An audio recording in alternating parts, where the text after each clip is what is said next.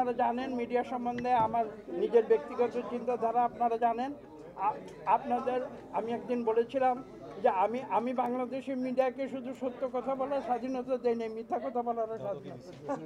আপনারা দেখেছেন যে কিছুদিন আগে আপনি প্রশ্নটি কেন করেছেন আমি সেটা খোলাখুলি বলে দিচ্ছি। আপনারা দেখেছেন কিছুদিন আগে যে জুলাই সনদ যেটা স্বাক্ষর হয়েছে সেখানে এনসিপি অংশগ্রহণ করেনি। এটা একটা বাস্তবতা, তাদের কিছু দাবি দেওয়া ছিল। তবে এই প্রসঙ্গে আমি কিন্তু আমার মতামত ঠিক গত শুক্রবারে আমি পত্রপত্রিকা মিডিয়াতে দিয়েছি।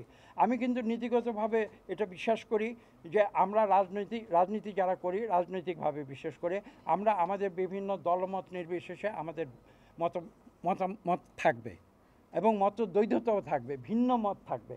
যদি ভিন্ন মত না থাকে তাহলে কিন্তু গণতন্ত্র হতে পারে না। কাজে আজকে এনসিপি আপনি যেটা বলেছেন তাদের কিছু ভিন্ন মত রয়েছে, আমরা সেটাকে সম্মান করি। আমাদের কিছু ভিন্ন মত রয়েছে, আমরা আশা করি অন্যরাও সেটা সম্মান করবে। আমরা সবাই যদি একমত হয়ে যাই, আমি কিছু মনে করবেন না, আমি বলতে বাধ্য হচ্ছি, তাহলে তো আমরা আবার সেই বাকশালেই ফিরে যাব।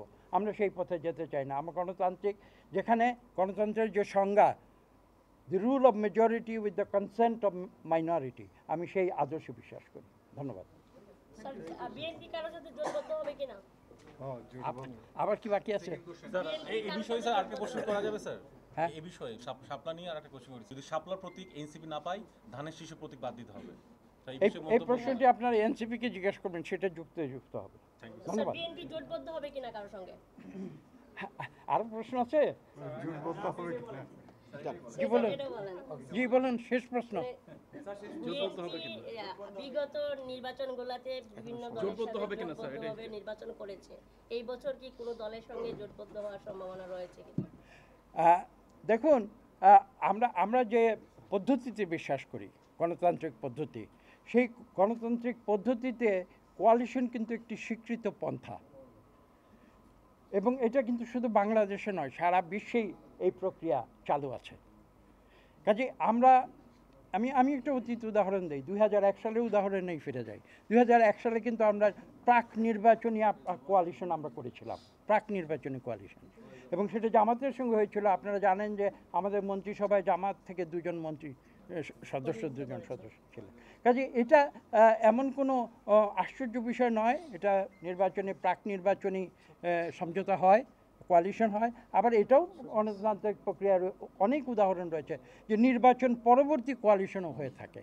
কাজে এই প্রশ্নটি আপনি যেটা করেছেন তার উত্তরতে আমি নির্দিষ্ট করে বলবো, আমাদের বিএনপির পক্ষ থেকে আমরা এখনও ওপেন রয়েছি।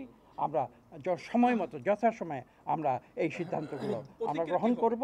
ঠিক এই মুহূর্তেই আমার মনে হয় এখনো সময় হয়নি, আমরা সেই সিদ্ধান্ত গ্রহণ করে নিশ্চয়ই আপনারা তখন সেগুলো জানতে পারবেন। প্রতীকের কি হবে স্যার? ইলেকশন কমিশন তো বলেছে যে যার দল সেই প্রতীকে নির্বাচন করবে, আপনারা এটা কি বলছেন, জোটের প্রতীক নাকি দলের প্রতীক? না, আমরা প্রতীক নিয়ে এখানে কোনো আলোচনায় আমরা যাইনি।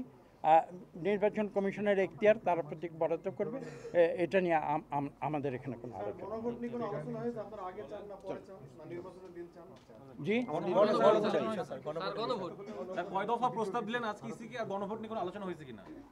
গণপ্রতিনিধিত্ব আমি বুঝতে পারছি আপনাদের প্রশ্নটি বুঝতে পারছি। আমি যদি বুঝে থাকি সঠিক, আমি উত্তর দিচ্ছি।